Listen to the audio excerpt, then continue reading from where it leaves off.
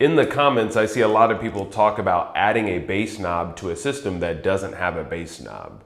A solution is to have a bass knob like this. This is an SBL Cartel one that I had for a system. What it does is it uses RCAs. So you would have a set of RCAs run from the back of your radio into the bass knob and another set of RCAs out from the bass knob to your amplifier. So it'll give you control and let you actually cut the RCA signal directly and turn it up and down. So it lets you add a bass knob to a system that didn't come with a bass knob originally.